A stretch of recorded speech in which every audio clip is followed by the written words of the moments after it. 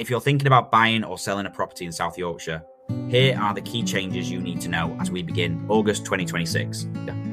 The Bank of England has held the base rate at 3.75%. However, the vote was more hawkish than before, with 3 members voting to increase the rate to 4%. That means buyers and sellers shouldn't assume that another interest rate cut is just around the corner, particularly while energy costs continue to create inflationary pressure.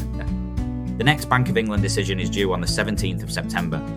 Mortgage demand did improve slightly during June, with the number of purchase approvals rising to 58,200. However, demand remains below the average recorded over the previous 6 months. And the effective rate being paid on newly completed mortgages increased from 4.22% to 4.35%. Mortgage pricing is continuing to move around rather than falling consistently. The practical advice for buyers is simple. Have your affordability checked again immediately before making an offer. The figures you received several weeks ago may no longer accurately reflect your current position. Across the wider housing market, the traditional summer slowdown is becoming more noticeable. National asking prices fell by 1% during July, while the number of homes available for sale remained close to a 12-year seasonal high. However, Yorkshire and the Humber is proving more resilient than many other parts of the country. It was one of only 3 UK regions where asking prices increased during July, rising by 0.3% to an average of approximately £259,700. Homes in the region are currently taking an average of 62 days to find a buyer. The message is that our market is proving more resilient, but it certainly isn't immune. Buyers now have more choice and greater negotiating power. This is creating a growing divide between properties launched at a realistic price and those testing the market at an overly ambitious figure. The latest completed sale data continues to show annual price growth across South Yorkshire.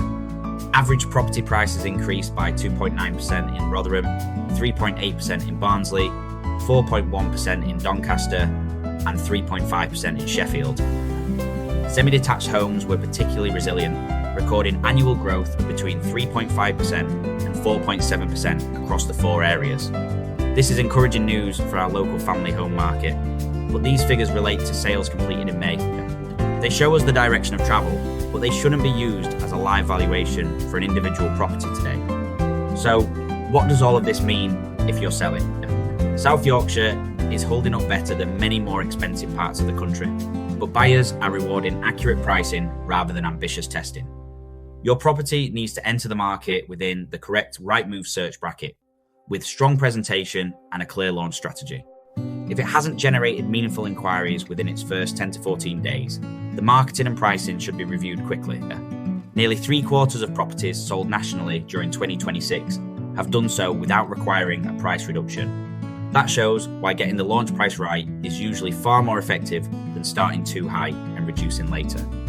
There has also been an important change for landlords. The 31st of July was the final deadline for possession claims, relying on older Section 21 notices. This could encourage more landlords to review whether retaining or selling their investment remains the right option. If you're considering selling, buying, or reviewing an investment property anywhere across Rotherham or South Yorkshire, get in touch.